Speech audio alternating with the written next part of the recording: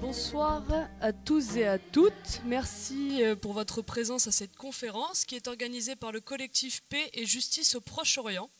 Ce collectif est né tout de suite après le 7 octobre 2023 et réunit 25 organisations, autant politiques, syndicales qu'associatives. C'est ainsi plusieurs événements qui ont eu lieu, comme des conférences, ainsi que des manifestations hebdomadaires organisées par le collectif Aixois pour la Palestine et BDS Provence, tous deux fiers membres du collectif Paix et Justice au Proche-Orient. Et ce soir, ce même collectif a le plaisir de recevoir Monsieur Eyal Sivan. Né en 1964... Vous avez bien raison. Né en 1964 à Haïfa en Israël, Eyal Sivan grandit à Jérusalem et rejoint la France en 1985, d'abord à Paris, puis Marseille où il réside maintenant. Réalisateur, producteur, essayiste, il partage son temps entre l'Europe et Israël. Eyal Sivan a réalisé plus de 15 documentaires politiques. Son œuvre cinématographique a été présentée ainsi qu'a reçu plusieurs prix dans des festivals très prestigieux. Il publie et donne des conférences sur le dit conflit israélo-palestinien et le cinéma documentaire et l'éthique, les crimes politiques, le génocide et j'en passe. Il est l'auteur, entre autres ouvrages, et en collaboration avec Armel Laborie, d'une œuvre de référence pour la campagne BDS France qui s'intitule « Un boycott légitime », qui traite donc du boycott culturel et universitaire de l'État d'Israël. Actuellement, Eyal Sivan a le statut de Honorary Fellow, donc membre honoraire, à l'Université d'Exeter au Royaume-Uni. Nous avons donc le plaisir de laisser la parole à Eyal pour environ 50 à 60 minutes, puis la parole vous sera donnée pour poser des questions. Nous rappelons aussi qu'un pas-chapeau, c'est une boîte qui est sur la table derrière vous. Merci donc de nous aider pour la participation libre aux frais et merci également à François et Fred qui assurent la sono et la captation de cette conférence. Il y a aussi des ouvrages sur la table derrière à côté de la boîte. Merci beaucoup et très bonne conférence.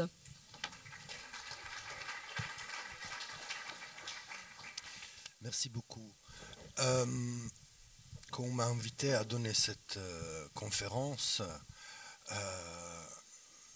l'injonction était de proposer un titre. Ça m'a pris beaucoup de temps. Ça m'a pris beaucoup de temps parce que j'imagine que, comme beaucoup parmi vous, on a des mal à parler, on a des mal à dire. On se dit, mais face à cette hécatombe, face à cette horreur qu'on est en train de vivre, et surtout le fait que ça n'avance pas, ça ne change pas, c'est tous les jours pire, qu'est-ce qu'on peut dire? Et donc, j'ai choisi un petit peu un titre qui correspond peut-être à deux questions qu'on se pose souvent, qui est c'est quoi l'avenir de tout ça? Et qu'est-ce qu'on peut faire? Et dès là qui viennent les titres, voilà. Quel avenir, quelle solidarité pour la Palestine? Alors je veux vous avertir à l'avance, je ne vais pas faire de la géopolitique, ni de grandes analyses, de rapports de force, etc. Je ne pense pas que je suis plus légitime que quiconque d'autre pour le faire. Et deuxièmement, je pense que ça ne sert pas à grand-chose, ça ne nous avance pas. De l'autre côté, je ne suis pas un historien, même si je suis attaché à un département d'histoire au centre de recherche européen sur la Palestine à l'université d'Exeter, et beaucoup de mes films traitent aussi de questions historiques. Je vais essayer d'éviter, mais je vous invite à le faire si vous voulez, et me poser des questions, de rentrer sur la question un petit peu anachronique qui est, mais est-ce que ce qu'on est en train de voir maintenant a déjà été inscrit quelque part dans le passé, et c'est l'origine, l'ADN, l'idéologie, une autre qui nous a amenés là où nous sommes. Je suis un documentariste, et un documentariste, ça veut dire qu'on fait avec les réels. On fait de la mise en scène avec les réels, comme les gens de la fiction, mais en réalité, on regarde et les matériaux premiers, c'est les réels. Et c'est pour ça que je voudrais vous inviter un petit peu à regarder à des endroits que je ne suis pas sûr qu'on est en train de regarder ou qu'on a assez d'informations. Et la première, pour poser la question, mais où est-ce qu'on va, ou quel est l'avenir? Bien évidemment, je n'ai pas l'intention d'être un divin, imaginons une prophétie d'avenir, je vous invite une seconde à regarder non pas la victime palestinienne, mais le bourreau plutôt, qui est les Israéliens, c'est-à-dire de la société de laquelle je viens et de cet État auquel je porte toujours son passeport. Quand je dis la société israélienne, parce que une des questions qui j'imagine pose, c'est mais qu'est-ce qu'ils pensent en dehors de la question, mais qu'est-ce que ces barbares avec toute l'horreur qui est en train de se faire à Gaza, qu'est-ce qu'ils ont dans la tête, les soldats, qui est aussi une question intéressante. Mais les soldats ne sont pas attachés de la société à partir de laquelle ils viennent, et l'armée israélienne n'est pas du tout une armée de professionnels, ce n'est pas des gens de carrière, c'est plutôt une armée qui a un peuple et non pas un peuple qui a une armée. Et donc quand je dis regarder un petit peu de côté de bourreau, je vais sauter toujours tout de suite à la conclusion. Et c'est à cette conclusion-là que je vais essayer de vous amener. Mais je vais partir de la conclusion. Moi, je n'y crois pas du tout qu'il y a quelconque possibilité de sursaut, de changement, d'opposition, d'une rupture au sein de la société israélienne elle-même. Et à partir de là, ça va nous amener à ma deuxième partie qui est que peut-on faire ? En ayant en tête qu'il n'y a aucune force, volonté, désir et espoir au sein de la société israélienne pour que quelque chose change. Je vais m'arrêter une seconde sur l'idée que quelque chose change.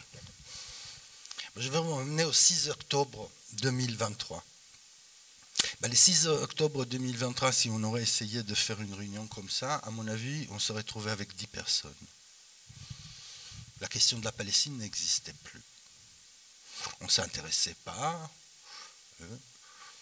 on ne manifestait pas, il n'y avait rien. Il y avait les accords d'Abraham, il y avait un truc qui s'enlissait de temps en temps, on entendait quelque part dans les infos, et encore, en bas de page, un mort palestinien par-ci, démolition de maisons, quelques arrestations et tout. En tous les cas, des points de vue de la société israélienne, c'était la paix. C'était un moment dans lequel on pouvait faire semblant, d'une façon aisée, que la question palestinienne n'existe pas, résolue. Ils sont calmes dans leur ghetto de Gaza, derrière les murs et les checkpoints de la Cisjordanie, ils ne nous embêtent pas. Et si on est si nombreux à partir de 7 octobre, et ça c'est le paradoxe terrible, ce n'est pas parce que des Palestiniens sont morts le 7 octobre, c'est justement parce que des Israéliens sont morts. Et c'est à partir de là qu'on recommence à parler de la question palestinienne. Et ça c'est un paradoxe terrible, qui doit nous interroger. Cette situation qui dure et perdure, elle est possible parce qu'elle est toujours normalisée par les Israéliens et par leurs amis, leurs alliés, etc. Et donc, on a normalisé une situation qui était terrifiante. Occupation accélérée, arrestation arbitraire, de gens qui sont morts, la torture, destruction d'infrastructures, interdiction d'associations, et j'en passe. Et Gaza sous blocus. Eh bien, le 7 octobre, on se réveille parce que des Israéliens sont morts. Évidemment, ça nous montre bien la valeur médiatique, émotionnelle, politique de morts.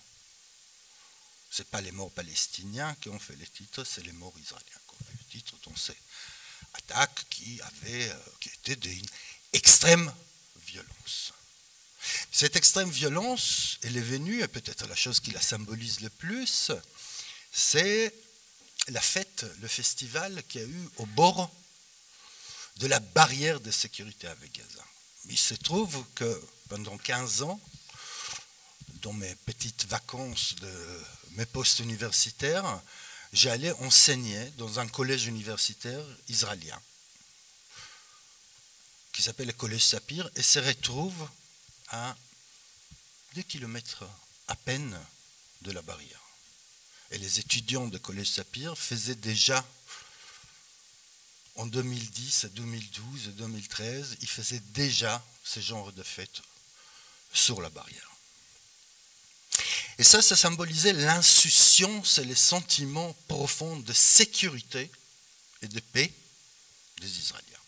Rien ne peut nous arriver, même si notre musique et notre rêve sont entendus dans les maisons, derrière la barrière, par exemple dans des endroits comme Beth Hanoun ou Houza, aujourd'hui rasés, inexistants sur la carte.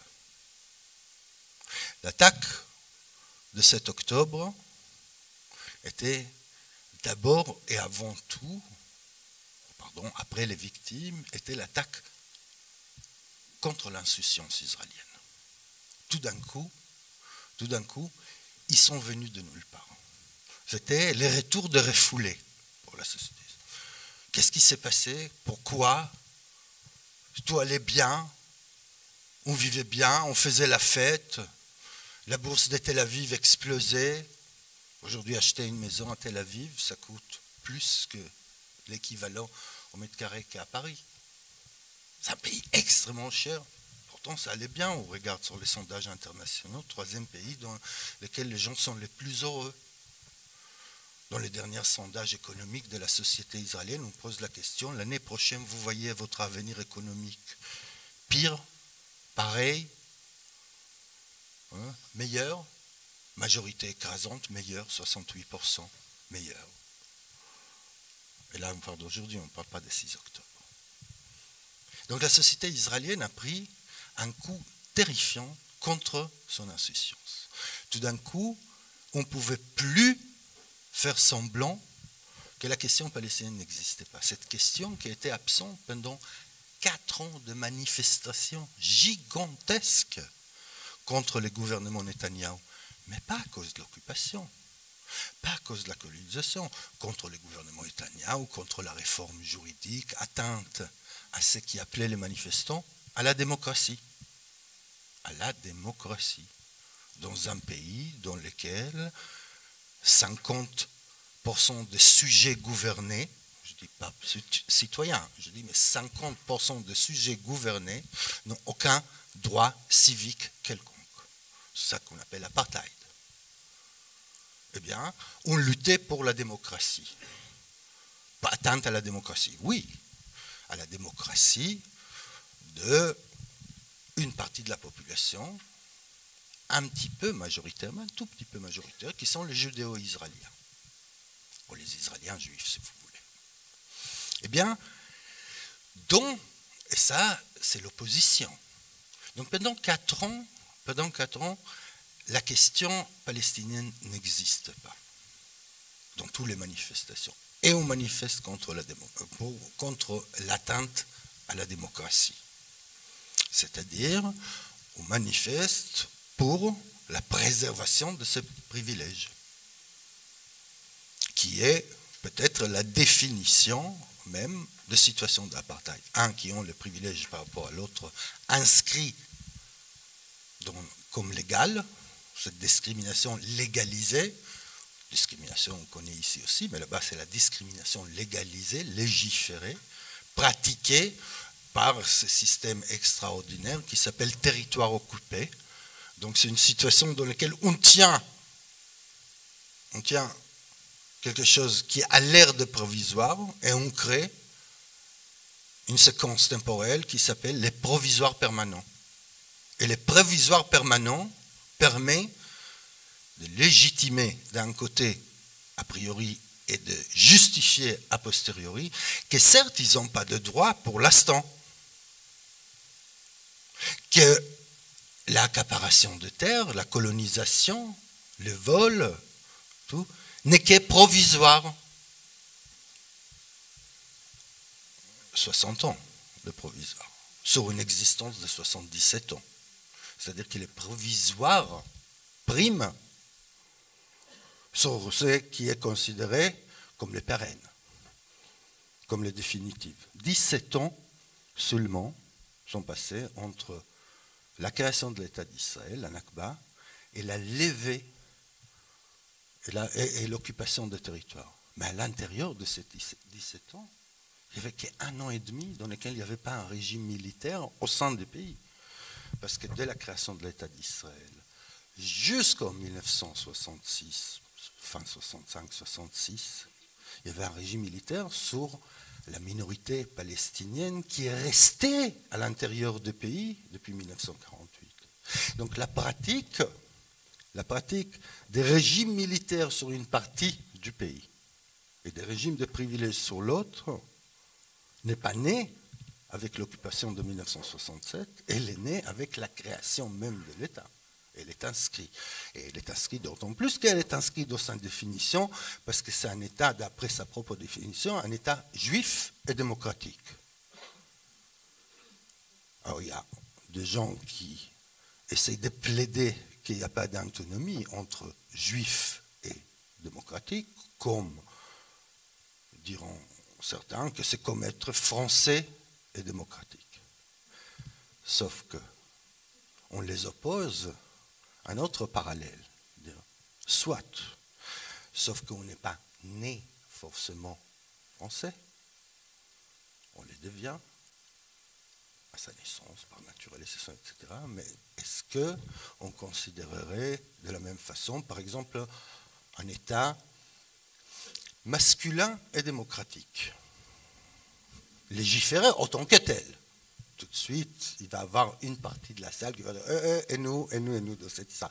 Et bien c'est ça les parallèles. Les parallèles n'est pas français et démocratique, les parallèles, il est juif démocratique, équivaut à, par exemple, à masculin et démocratique. C'est les paradoxes internes, mais c'est la vision interne de l'Israélien. Il vit dans une démocratie, certes, les blancs sud-africains également à considérer qu'il vivait à l'intérieur d'une démocratie de cercle. Il y avait la démocratie des Blancs, il y avait la démocratie des Noirs, sauf que ces deux cercles ne se croisaient pas. Il y a la différence peut-être avec la démocratie. Donc face à cette, à la fois vision de soi, qui est non pas une vision dans le miroir, mais qui est inscrite en permanence à travers les documents, à travers les médias, etc., eh bien, toute la question, c'est la question de comment ne pas voir l'aberration ou la discrimination ou l'apartheid ou les surprivilèges comme vous voulez. C'est-à-dire que la question, elle est les miroirs et les Palestiniens et l'autre. Et donc il faut en permanence faire tout le possible et l'imaginaire pour ne pas voir l'autre qui me renvoie l'image de qui je suis. Et ça commence évidemment, en tous les cas dans sa phase qu'on vit actuellement, avec, d'une façon paradoxale, avec un processus qu'on appelait le processus de paix, qui était le processus de l'inscription physique de la séparation entre deux communautés, est présentée comme une avancée. Et la séparation, matérialisée par exemple par les murs de séparation, qui ne vue que d'un côté, quand on est à l'intérieur de la Cisjordanie, c'est-à-dire en territoire habité majoritairement par des Palestiniens, on voit qu'il y a un mur. Quand on voyage du côté israélien, exactement ce même mur, il n'existe pas, parce qu'il y a des talus avec des cactus et des bougainvilliers qui vont jusqu'à la hauteur du mur. C'est-à-dire qu'on ne voit même pas l'objet qui est là pour cacher la chose qu'on ne veut pas voir. Et ça, c'est l'état. Ça, c'est l'état de cette société qui tout d'un coup prend plein sur la figure une existence qui pour elle n'existait pas. Et c'est ça le 7 octobre. Puis il y a l'autre partie de 7 octobre.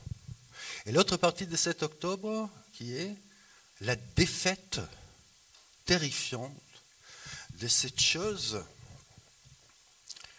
qui nous disait, c'est quatrième puissance parmi les grandes puissances mondiales, la plus grande puissance militaire de la région, des gens qui sont capables de savoir ce que les Palestiniens pensent avant même qu'ils le pensent, qui savent où se retrouve n'importe quel dirigeant, dans quel appartement et il dort avec qui. Eh bien,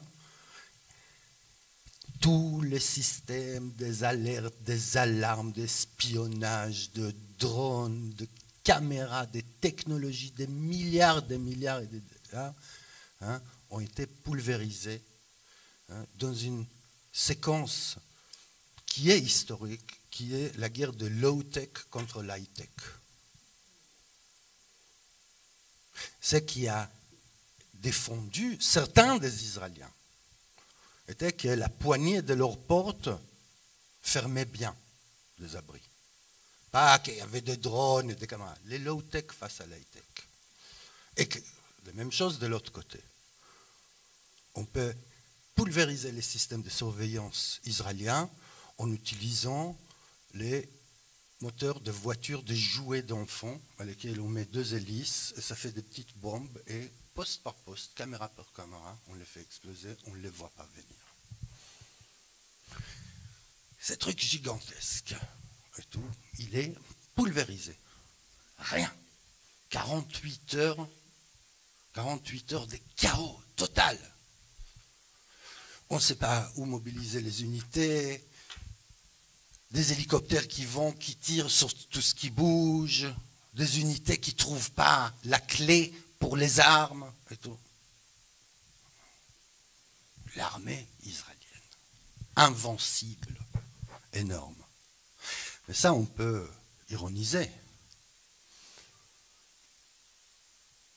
Mais cette défaite, elle est une défaite fondamentale. Elle est de fait de l'idée même de la constitution de ces pays. Non pas la constitution écrite, la raison d'être même. L'analyse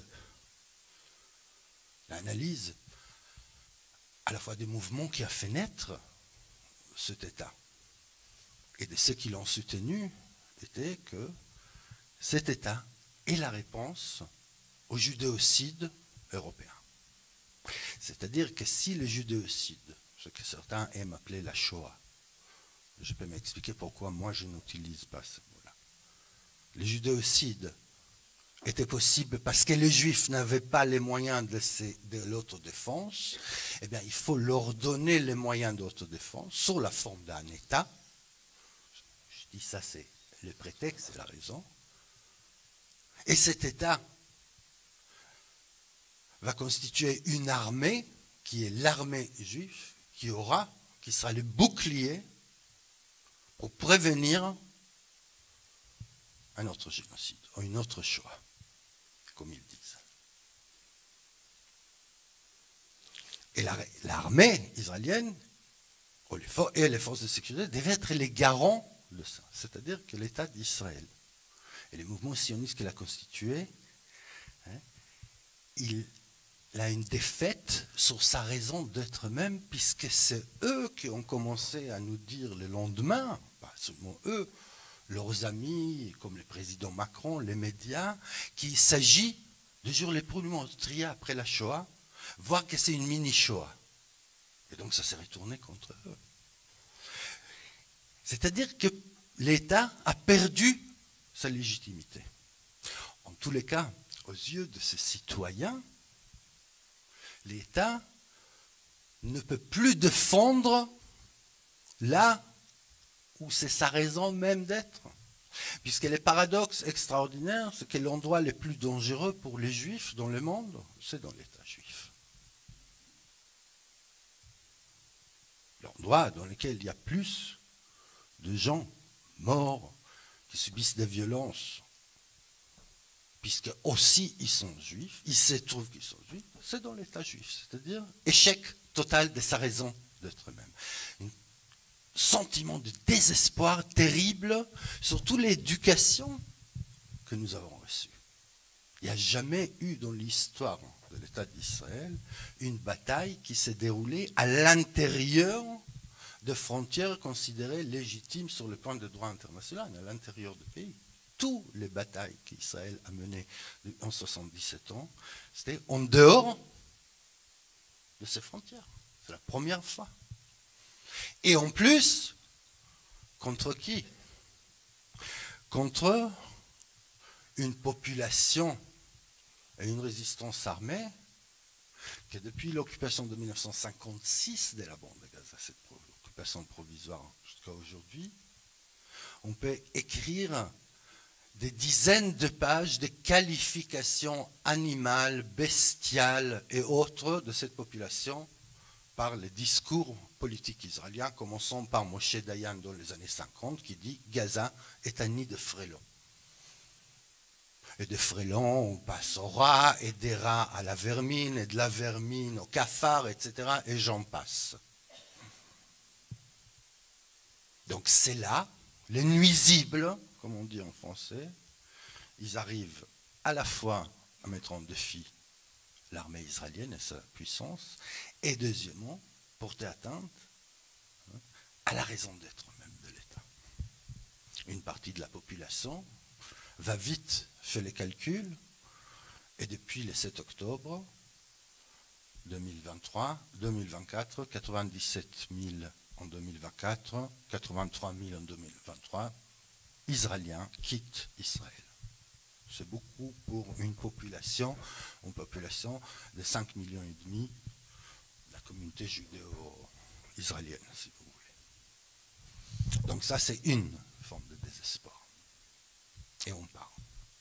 L'autre, c'est le renforcement de la vision apocalyptique. La vision apocalyptique, elle est extrêmement présente au sein du discours politique et de l'ambiance discursive israélienne.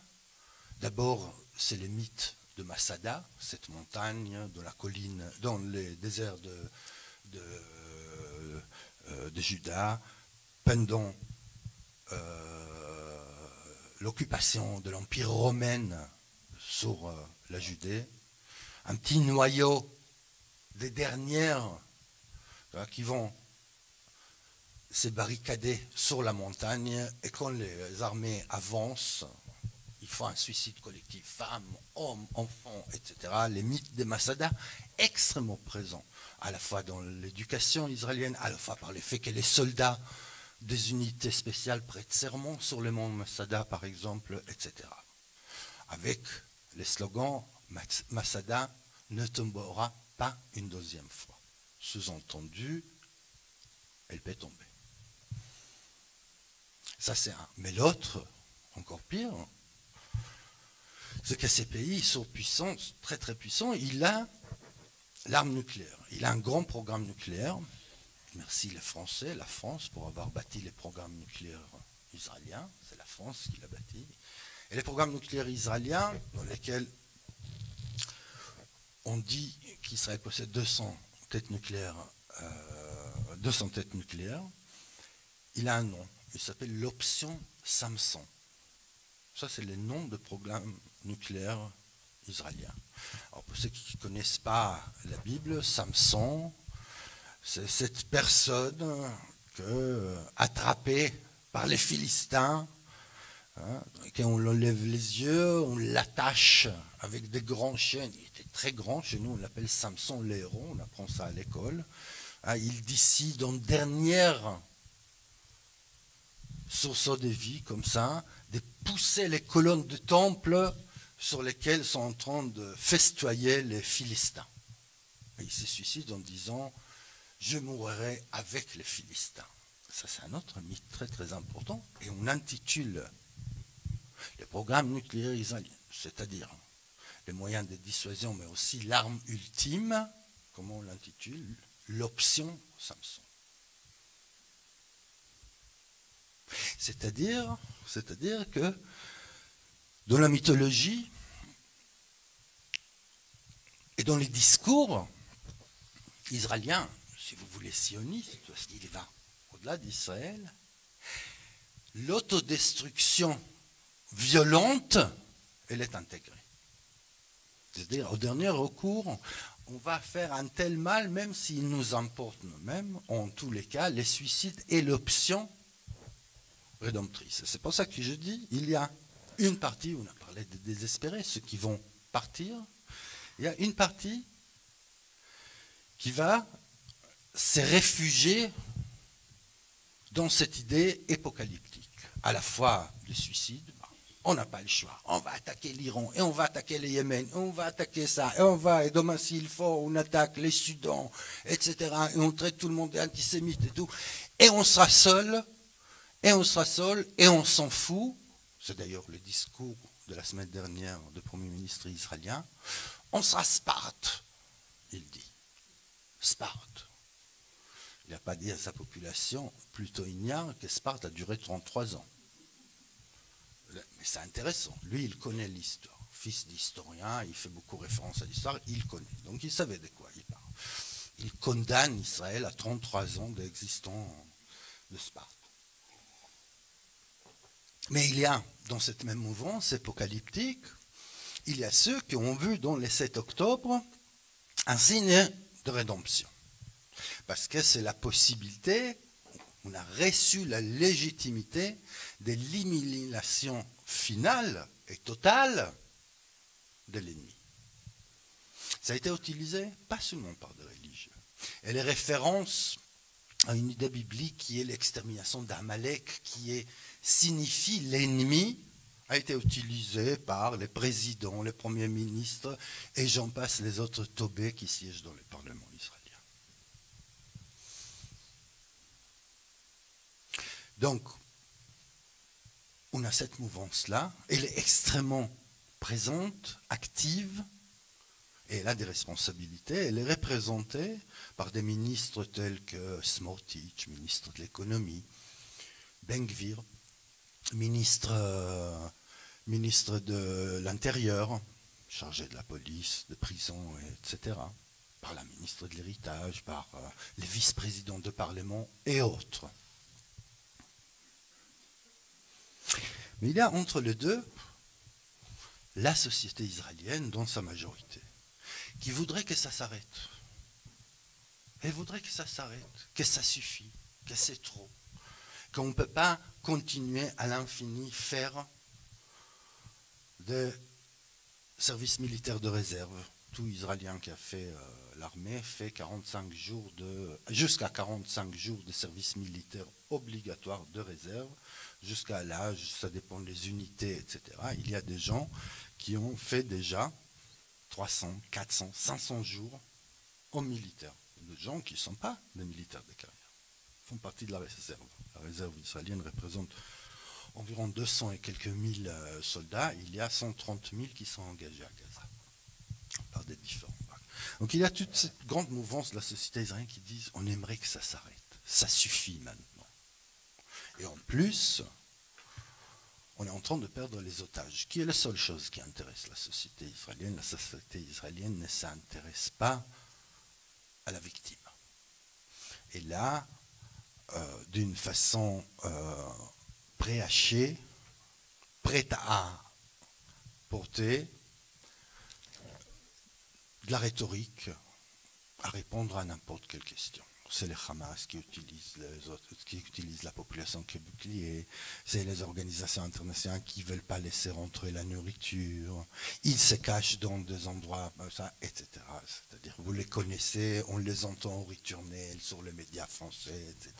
S'il n'y avait pas l'otage, il n'y aurait pas eu la guerre, s'il n'y avait pas le 7 octobre, tout allait bien. On a parlé de tout allait bien, tout sont mentionnés. L'attaque sur Gaza de 2021, l'attaque sur Gaza de 2014, de 2009, et je vais en arrière jusqu'au clash. Voilà, c'est ça l'histoire aussi. Eh bien, cette grande partie de la société israélienne qui voudra que ça s'arrête, qui voudra que l'otage revienne, et il y en a marre de descendre les abris quand les Houthis de Yémen envoient des missiles, on descend dans les abris. Et bien cette société, elle a un problème, c'est que vraiment, elle aimerait beaucoup, beaucoup que ça s'arrête, mais elle n'est pas prête à, par exemple, ne pas aller faire son service militaire, ou à ne pas collaborer avec l'armée. Tant que les ordres sont donnés, on obéit aux ordres. Et ça, c'est le problème principal de ce qu'on appelle l'opposition israélienne. Que l'opposition israélienne aimerait que ça s'arrête. Et qui dit à Netanyahou, mais ça serait bien quand même que tu acceptes les propositions, que tu refuses tout le temps de libération d'otages. Mais elle-même, autant de prendre une position active, alors qu'elle le peut, et arrêter, elle ne le fait pas.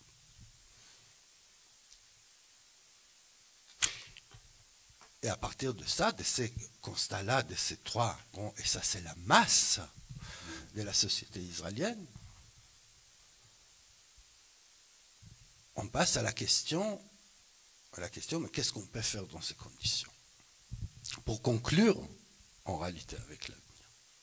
Eh bien, dans cette condition-là, les seules choses, c'est comment pousser cette partie de la société israélienne à ne pas avoir les choix. À ne pas avoir le choix de, d'un côté, dire on aimerait, ou désirer que ça s'arrête, et faire acte. Désobéir, refuser, grève de taxes, n'importe quoi. Comment arrêter la guerre? Comment arrêter les génocides? C'est eux qui disent guerre. Eh bien, c'est là qu'on va à la question qui est la solidarité.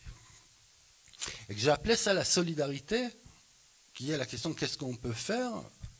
Parce que la solidarité, elle n'est pas seulement la solidarité avec la victime palestinienne.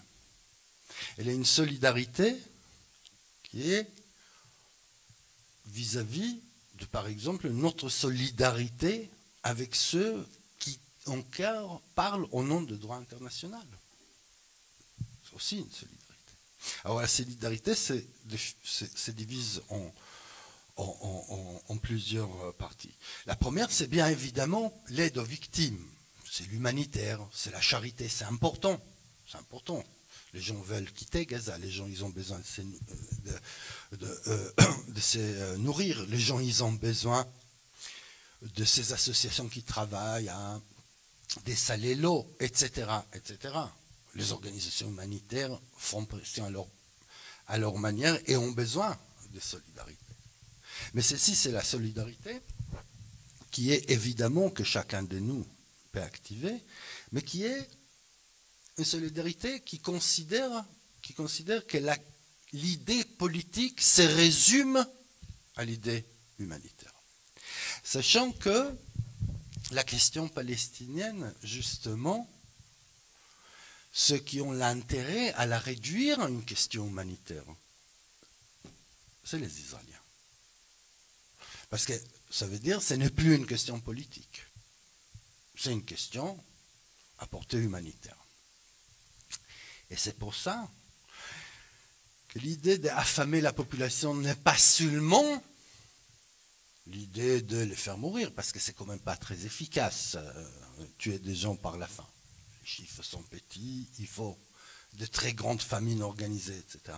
Mais c'est surtout la focalisation sur la question palestinienne en étant une question humanitaire, finalement. C'est le problème, c'est le problème de populations qui ont à manger ou pas à manger. C'est ça la destruction des camps de réfugiés dans la Cisjordanie, systématique depuis le 7 octobre, pour regrouper tous les Palestiniens autour de grandes villes, de 5 grandes villes de la Cisjordanie.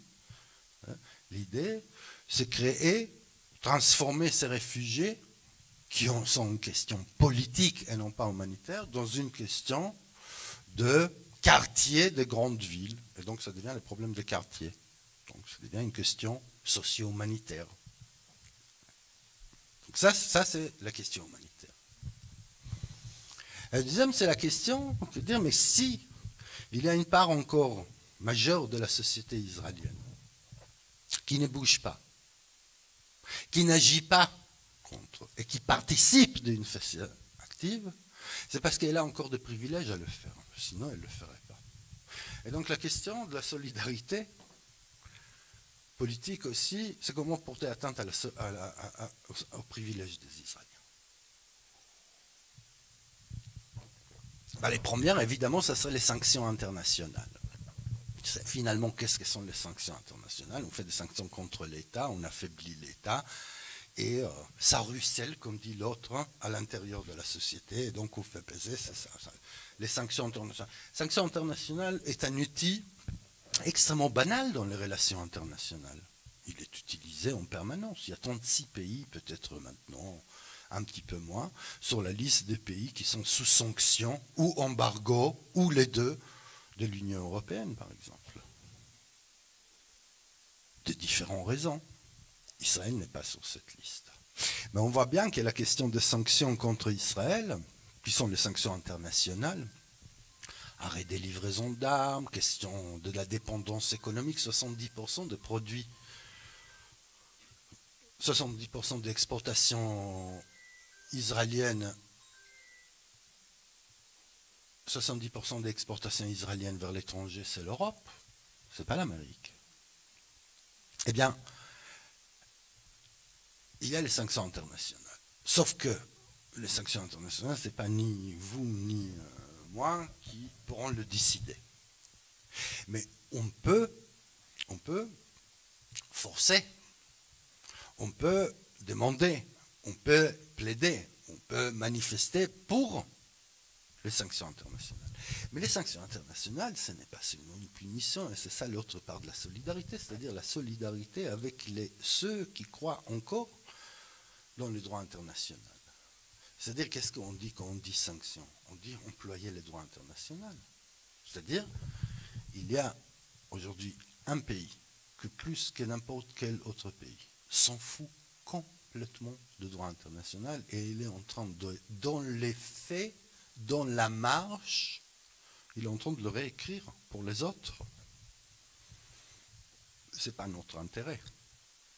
En dehors de la question palestine, ce n'est pas notre intérêt que le droit international va devenir un droit de jurisprudence, c'est-à-dire on prend l'exemple israélien des droits, de la relation au droit international, on dit ben voilà, c'est comme ça. Et demain, je vais envahir les Taïwan et jeter les Taïwanais à la mer, et puisque les Israéliens l'ont fait, moi je le fais aussi. Et par ailleurs. Et donc, la question des sanctions est surtout une affirmation d'un attachement au dernier outil que peut-être nous avons, qui est le droit international. Mais puisque ceci tarde à venir, et n'existe pas vraiment encore, il faut descendre d'un niveau. Et c'est dire, mais comment, autant d'un collectif de citoyens, c'est-à-dire la masse même, on peut commencer à appliquer nous-mêmes ce qui serait le résultat des sanctions internationales. Alors certes, j'imagine qu'il n'y a personne ici qui achète de l'industrie militaire israélienne pour avoir un drone pour protéger son jardin. Si vous le faites, on arrête. Mais ce n'est pas de ça qu'il s'agit. Non, il s'agit évidemment d'abord sur la question qui est comment on peut peser économiquement. Oui, on peut peser économiquement. Les Israéliens, ils ont besoin d'exporter leur mangue, ils ont besoin d'exporter leur avocat, ils ont besoin d'exporter ça. Et nous, on a besoin qu'ils comprennent qu'on n'achète pas l'avocat de ces paysans parce que lui, ses deux enfants vont à l'armée et ce serait bien qu'ils le disent. Vous voyez, à cause de vous, je ne peux pas vendre mes avocats à Aix. Comme ça. Ça commence à se sentir, c'est là qu'il faut renforcer. C'est pareil pour les mangues, les pamplemousses, etc., etc., etc. Il y a des choses qui sont plus compliquées. Oui, c'est plus compliqué aujourd'hui aller et mettre pression sur ceux qui collaborent dans les génocides. Et pourtant, même Microsoft a aujourd'hui débranché les clouds utilisés par l'unité 8200 de l'armée israélienne, qui est une unité d'espionnage, et tout, parce qu'elle stockait 8000 gigabytes de conversations téléphoniques des Palestiniens de Cisjordanie et de Gaza. Et donc, Microsoft a décidé de les débrancher. Ils n'ont plus accès au cloud, ils ont accès à autre chose. Et pourquoi Microsoft? Parce qu'il y a eu des manifestations contre Microsoft. Parce que des employés de Microsoft se sont complaints. Parce que Microsoft a perdu des contrats avec des petites sociétés qui disaient non, mais nous, on ne veut pas votre cloud. Nous, on va aller ailleurs parce que vous employez des Israéliens et parce que la rapporteure spéciale des Nations Unies pour les territoires occupés, pour la Palestine et les territoires occupés, a émis une liste de grandes sociétés qui collaborent activement au génocide, parce que stocker les données des conversations des Palestiniens, c'est pas pour s'amuser à écouter comme ça, non. C'est un but d'espionnage et de surveillance des populations, etc. Et Microsoft, il a intérêt quand même à garder une certaine image. Et ça, c'est venu par les bas. Le gouvernement américain continue à être le premier ami d'Israël. Et pourtant. Et donc, il faut regarder l'accumulation. Donc, il y a ce boycott économique aussi. C'est-à-dire que chacun, à tous les niveaux, c'est-à-dire, on peut nettoyer les marchés qui nous entourent ici dans la région de produits israéliens. C'est assez simple à expliquer aux vendeurs, qui sont dans beaucoup de cas issus du monde arabe, et ils pourraient faire au moins ces petits efforts-là. Par exemple, il faut en parler. Donc, on a aussi des ambassadeurs de BDS. Mais il y a une autre chose qui est peut-être plus importante et plus forte, qui est la question de l'image ou de la normalisation de relations culturelles, universitaires et sportives avec une société qui a besoin de cette normalisation pour se prétendre justement normal, en faisant partie à égalité des autres. Et c'est pour ça que la question de boycott culturel, universitaire et sportif, elle est une question fondamentale parce qu'elle touche justement, certes, la classe la plus privilégiée des Israéliens, ceux qui ont quoi perdre. Et donc, austériser les Israéliens n'est pas y croire que c'est à l'intérieur de la société israélienne qu'il va venir quelque chose, mais qu'à part une pression extérieure dans laquelle n'importe quel citoyen israélien, donc un juif israélien, peut faire les liens directs entre ce qui m'arrive est une conséquence directe, non pas de la politique de mon régime, mais de ma propre action. Et c'est pour ça que pour chasser les soldats israéliens, qu'on font des organisations aujourd'hui qui les suivent partout, ça a une efficacité extraordinaire. C'est pour ça que aller et traquer n'importe quelle parole de collaboration, il y a un chanteur, il a chanté pour l'armée israélienne et demain il veut venir chanter à je ne sais pas où ici dans la région, il ne chantera pas. Parce qu'il devrait choisir. Tu chantes pour l'armée israélienne? Donc ce n'est plus normal, tu ne participes plus à tel et tel festival. Et pareil pour les films. Et pareil pour les universitaires. Peut-être c'est des gens formidables. Alors si c'est des gens formidables, ils sont prêts à venir au colloque, non pas en représentant de leur université, mais en étant et Al-Sivan cinéaste. Je ne ferai pas la pub au Polytechnique de Haïfa, qui est celui-là qui a développé les drones de combat. Non. Et donc ça, c'est au niveau dans lequel on dit, mais évidemment, l'action directe, je vous laisse sur un colloque, un film, un chanteur, une organisation sportive, etc., n'a pas d'efficacité. C'est l'effet cumulatif. Et cet effet cumulatif, on le voit aujourd'hui, et pourquoi toujours avec la même idée? Les boycotts est là, puisque les États n'agissent pas. C'est nous qui agissons. Donc on me dit, oui, mais les boycotts culturels et les boycotts universitaires, mais quand même, etc. Je dis, moi je suis prêt à arrêter, à prêcher pour ça. Si le gouvernement, si l'Union européenne décide de suspendre l'accord d'association, d'après l'article 2, qui est atteinte aux droits humains, l'Union européenne a les mandats, a la possibilité de suspendre. Tant qu'elle ne le fait pas, c'est moi qui suspends l'accord dans mes actes. Les jours que l'Union européenne va le faire, moi j'arrête. Je n'aurai pas à chasser les avocats israéliens sur le marché.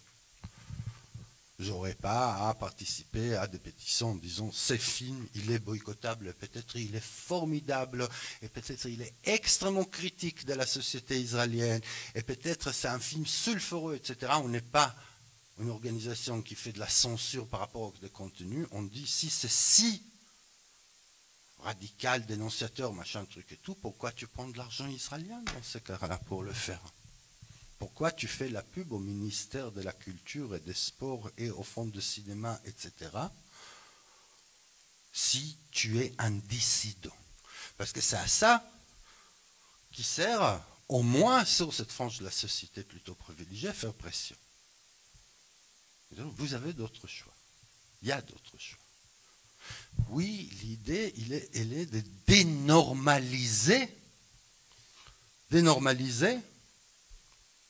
Israël.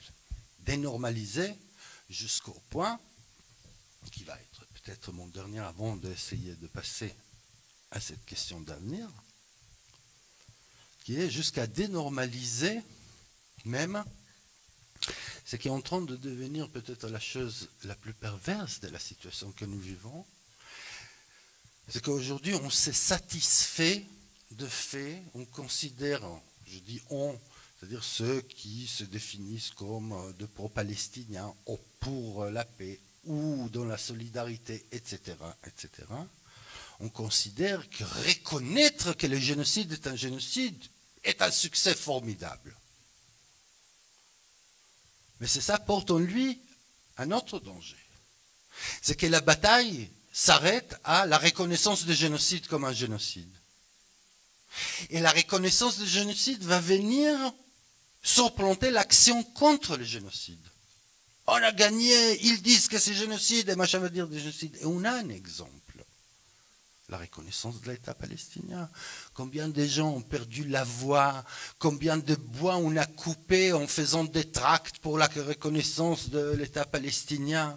Il y a des organisations que c'est leur slogan depuis des années, on se demande qu'est-ce qu'ils vont faire maintenant. Et ben voilà, et ben on a réussi, on reconnaît l'État palestinien, et alors, ça change quoi? À qui? Ça fait quoi? Rien. Mais on a gagné, parce qu'on a lutté 30 ans pour reconnaître l'État palestinien. C'est ça aussi la question de l'articulation, de quelle solidarité. C'est dire que il faut faire attention en gagnant sur les terrains rhétoriques. Parce que la question, c'est pas gagner sur les terrains rhétoriques, c'est gagner des réels points. Virer Israël aujourd'hui de l'Eurovision est plus important que la reconnaissance de l'État palestinien. Dans les faits. Donc qu'est-ce que ça fait? Qu'est-ce que ça fait à ces pays dans lesquels, c'est un des rares pays dans lesquels l'Eurovision, tout le monde regarde. Parce que c'est considéré comme une arène politique dans laquelle on compte « Ah, les Français nous ont donné 10 points et ça marin là nous a donné 4 points et les Slovanes ils ont nous donné 2, etc. » et tout, parce que c'est vu, l'Eurovision n'est pas du tout une compétition de musique en Israël. C'est l'ONU pour les Israéliens. C'est comme ça, depuis que je suis enfant.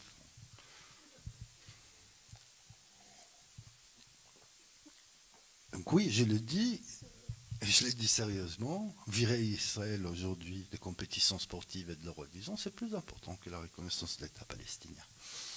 C'est une action. La reconnaissance de l'État palestinien, ils s'en tapent. Ils font semblant, ils vont lutter contre cette reconnaissance, ils vont dire c'est un prix, c'est donner un prime au terrorisme, etc., etc., etc. Vous avez vu.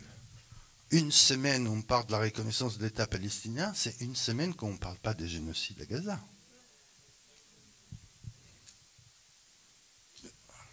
C'est commode. Il me reste peu de temps. Il faut que je parle puisque je m'engage de quel avenir.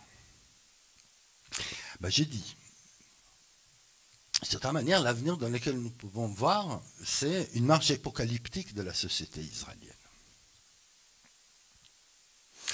Et on n'a pas vu encore tout ce que... Et j'ai continué à dire la société israélienne, je ne dis pas... Vous avez vu, il y a un nom que je n'ai pas prononcé, qui est le nom de Premier ministre. Parce que, évidemment, quand on croit que c'est lui la question, non, ce n'est pas lui la question. Lui, il n'est que la représentation authentique d'une grande partie de la population, y compris son opposition, n'est pas d'accord avec lui autant que personne, le déteste autant qu'être, le considère comme un corrompu absolu, mais ne s'oppose nulle part à sa politique vis-à-vis des Palestiniens, y compris sa politique de rendre la bande de Gaza invivable et créer une situation de guerre permanente et continuelle avec toute la région. Quelque chose qu'il a écrit, qu'il a promis, qu'il a analysé déjà en 1980 dans son livre « Dans la lutte contre le terrorisme », dans lequel il explique que la fondation d'Israël s'est faite dans l'erreur d'y croire qu'on pourra vivre dans cette région en paix, et deuxièmement, qu'il s'agit que l'erreur était fondée une armée de défense et pas une armée d'attaque. L'armée Tsahal, c'est l'armée de défense d'Israël, c'est l'abréviation. Et Netanyahou, avec toute une mouvance de l'apocalyptique religieux jusqu'à son centre gauche même, à la suite de 7 novembre, sont en train d'adopter cette idée dans laquelle la paix n'est pas possible à jamais, et d'ailleurs ce n'est pas notre intérêt. Et d'ailleurs ce n'est pas notre intérêt parce que de raisons qui sont les raisons purement économiques, l'économie israélienne est une économie de guerre. Il n'y a pas de première industrie israélienne, c'est l'high-tech aujourd'hui. L'high-tech israélien existe parce que c'est la privatisation de tout un système au sein de l'armée, qui sont grosso modo 2 grandes unités, 5400 et 8200, qui sont des gigantesques unités de cyber sur toute une panoplie de choses et qui fournit 98% de cadres de l'high-tech israélien. C'est-à-dire sans les terrains d'expérimentation et les laboratoires de la répression qui est les territoires occupés, y compris la bande de Gaza, il n'y a pas d'high-tech israélien. L'high-tech israélien, il est lié étroitement avec la guerre. Et c'est vrai aussi pour toutes les filières d'excellence universitaire, de l'informatique à la technologie, à la physique poussée, etc., etc. Et je peux même vous citer comme ça pour vous donner un petit goût, mais si je le trouve vite, je ne m'arrêterai pas là-dessus. En tous les cas,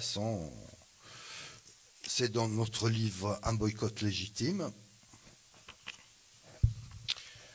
dans lequel les chercheurs eux-mêmes disent, nous, le prestige de l'université israélienne, voilà, Abraham Katsir, fondateur de prestigieux groupe de recherche de physique appliqué à l'université de Tel Aviv, université progressiste considérée. Chacun de nous est à la fois citoyen israélien et actif dans les domaines militaires. Je suis un universitaire, je fais mon service militaire et j'ai aussi travaillé plusieurs années pour Rafael. Rafael, c'est l'industrie, une de 3 grandes industries israéliennes, c'est plutôt celle-ci qui s'occupe des missiles. Donc c'est le plus grand groupe industriel israélien. Toutes ces choses mises ensemble font que nous nous aidons mutuellement. Ce qui n'existe pas ailleurs. J'ai voyagé aux États-Unis, en Europe, et là-bas, il y a une déconnexion entre les groupes de travail universitaires et l'armée. Ils détestent l'armée. Je pense que si nous réussissons, c'est parce que nous nous soutenons beaucoup. Ils ne le cachent pas. Ils le disent. Donc, l'économie israélienne est de l'économie de guerre. Donc, il y a l'option d'avenir, c'est vraiment arriver à installer une guerre permanente, une situation de guerre permanente qui garantit aussi aux Israéliens d'être un objet intéressant sur le plan économique pour l'industrie militaire américaine. Il faut écouler les stocks quand même. Donc il y a un donnant-donnant. Certes, Israël reçoit beaucoup de cadeaux, mais elle achète beaucoup. Parce que les cadeaux que reçoit Israël, les 3 milliards annuels, en dehors de parfois des dizaines de milliards, comme c'était l'année dernière, encore 14 milliards. En tous les cas, la majorité doit être dépensée aux États-Unis même. Donc, c'est un genre d'un cercle, on donne à Israël, Israël dépense, etc. Donc, il y a cette possibilité de l'installation de la guerre permanente. À quoi se pose la question, mais qu'est-ce qu'on fait avec les Palestiniens? Qui est l'occupation, qui est l'obsession israélienne permanente? Une option qui est devant nous, c'est de dire, puisque ça a tellement bien marché Gaza finalement, si on regarde sur le plan de la réaction, si on déstabilise un peu l'Égypte ou peut-être la Jordanie, on peut se débarrasser d'une partie de la population palestinienne. Parce qu'une des choses, évidemment, je ne peux pas prévoir l'avenir, mais si je regarde un petit peu, j'analyse la façon qui agit la politique israélienne, je dirais que c'est comme un institut de sondage. On sonde, on fait une action, on sonde, ça passe, bon, on peut aller à la prochaine étape. Ça passe, c'est bon, 3000 enfants tués, c'est bon, on peut aller à 10 000, 20 000, ça passe, c'est bon, et on continue. Tous les jours, on bombarde le Liban, on occupe une zone à l'intérieur du Liban, on va transférer sa population, etc. On va créer la grande ceinture de protection. N'empêche qu'il faudra toujours faire la guerre sur les bords de la ceinture de protection, n'est-ce pas? Parce qu'on crée une frontière, même si on l'a élargie, il y a toujours une frontière. Donc ça, c'est une possibilité. L'autre possibilité, c'est qu'en effet, les mouvements citoyens qui vont venir va arriver à une situation dans laquelle il va isoler les Israéliens d'une telle façon dans laquelle il faudra qu'ils agissent. Ça, c'est. Mais il y a aussi la troisième option. Et la troisième option, c'est justement la plus dangereuse, c'est la normalisation de la situation. C'est la normalisation de la situation dans laquelle on va garder cette situation dans laquelle on a réussi à transformer les droits internationaux, c'est-à-dire à les pulvériser qu'ils n'existent pas. On va réussir à garder cette situation dans laquelle aujourd'hui les institutions internationales sont bloquées complètement pour la prise de quelconque action. C'est vrai pour l'Union européenne avec les votes à la majorité absolue au Conseil de l'Europe, dans lesquels on a au moins 2 pays, si ce n'est pas plus, mais c'est sûr qu'on n'a pas la Hongrie va toujours voter avec Israël, l'Allemagne, ils préféreront aller se cacher et être malade les jours de vote que venir voter contre Israël, et l'Autriche et peut-être la Tchéquie. En tous les cas, c'est le même cas dans les conseils de sécurité. Les conseils de sécurité n'agissent pas. Il n'y a plus rien. Il ne peut pas. Il est désamorcé par les systèmes de veto. Et donc oui, les dangers, c'est les dangers de la normalisation de la situation, l'épuisement justement médiatique, l'épuisement de militants, c'est-à-dire un retour au 6 octobre. Et c'est pour ça que quand je dis avenir, certes, je ne pense pas qu'aujourd'hui la question de la paix est une question qui doit même se poser. Ce n'est pas la paix la question, mais c'est l'arrêt de cette phase-là qui est les génocides, le nettoyage ethnique de la Palestine et la pulvérisation de seule chose qui encore peut être un référent, qui est la question de droit international. Parce que sinon, et c'est avec ça je vais finir, c'est qu'il y a des dangers qu'on continue à considérer Israël comme un État démocratique avec ses dérives génocidaires, etc., mais un État démocratique. Et à partir de là, il faudra penser comment définir la démocratie d'après Israël. Et c'est là que nous sommes, excusez-moi pour l'expression, tous dans la merde. Merci beaucoup.